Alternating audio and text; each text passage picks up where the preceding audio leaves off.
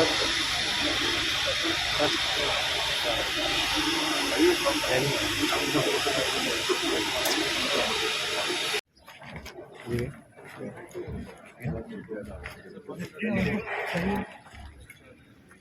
apa ini?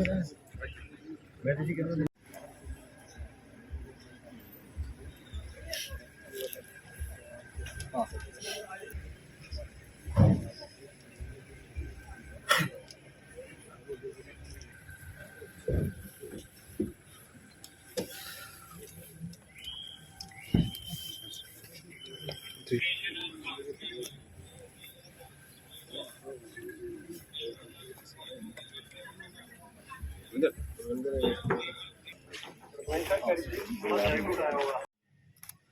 कागज क्यों लिखना पड़ रहा है यार?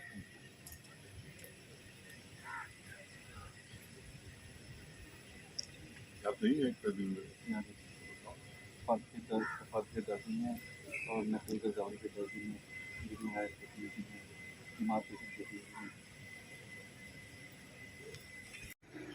आज धोक वजीरा में भी जो स्टॉल लगे हैं उसको हमने देखा है, ड्रोन का डिमॉन्स्ट्रेशन देखा है, लाभार्थियों की बात सुनी है।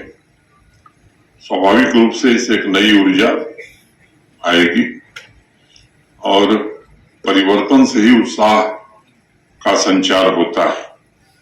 वो राजन सिंह थे या नंदलाल जी थे या सीमा देवी थी, ये जो परिवर्तन है उनके जीवन में, इसका जिक्र इन लोगों ने किया। आदरणीय प्रधानमंत्री जी के कारण देश में भी और जम्मू कश्मीर में भी ऐसे लाखों भाई बहन हैं जिनके जीवन में समाज कल्याण और स्वावलंबन की कई स्कीम्स ने आत्मशक्ति जागृत की है। और मुझे लगता है केवल वर्तमान नहीं बल्कि भविष्य की पीढ़ी के लिए भी एक नया मार्ग प्रधानमंत्री जी के कारण प्रशस्त हुआ है। योजनाएं पहले भी होती थी, ऐसा नहीं था कि योजनाएं नहीं बनती थी, लेकिन जिस तरह से आदरणीय प्रधानमंत्री जी ने योजनाओं के क्रियान्वयन पर बल दिया है, हर व्यक्ति तक और खास तौर से कमजोर व्यक्ति तक योजनाओं का लाभ जरूर पहुंचे, इस पर जितना जोर प्रधानमंत्री जी का रहता है उसका प्रतिफल ये हुआ है कि देश में भी और जम्मू कश्मीर में भी योजनाओं का लाभ लोगों को मिलने लगा है। अब योजनाओं के सैचुरेशन का सीधा संबंध मैं समझता हूं कि समृद्धि से होता है और जो इस यात्रा का विकसित भारत संकल्प यात्रा का जो ध्येय है, मुझे लगता है कि वो समृद्धि से जुड़ा हुआ है। आत्मनिर्भर हों लोग, सुखी हों, समृद्ध हों, संपन्न हों, और जब सब नागरिक सभी लोग आत्मनिर्भर बनेंगे, सुखी बनेंगे, समृद्ध बनेंगे, संपन्न बनेंगे तो स्वाभाविक रूप से जम्मू कश्मीर भी संपन्न होगा, शक्तिशाली होगा और जो संकल्प है माननीय प्रधानमंत्री जी का उसे साकार करने में हमें सफलता मिलेगी। प्रशासन के जो हमारे सहयोगी हैं पूरी कोशिश कर रहे हैं, पंचायतों तक जा रहे हैं। मैं आप सबसे एक अनुरोध करना चाहूंगा कि इसको पूरी तरह से साकार करने के लिए नागरिकों और जनप्रतिनिधियों और विशेष रूप से पढ़े लिखे जो हमारे नौजवान हैं उनको आगे आना चाहिए और माता बहन को प्रतिबद्धता के साथ जमीन पर योजनाएं उतरे, इसमें सहयोग करना चाहिए। मैं अभी ध्यान से धोक वजीरा के सरपंच रमन वजीर साहब को सुन रहा था और मैं आश्चर्यचकित था।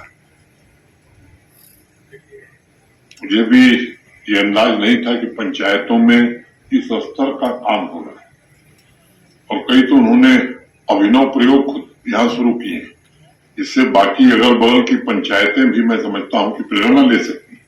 मैं सरपंच साहब को, सभी पंचों को और इस पंचायत के सभी नागरिकों को हृदय से बधाई देना चाहता हूं जिस तरीके से जो ये तीन रेवेन्यू विलेज है, शायद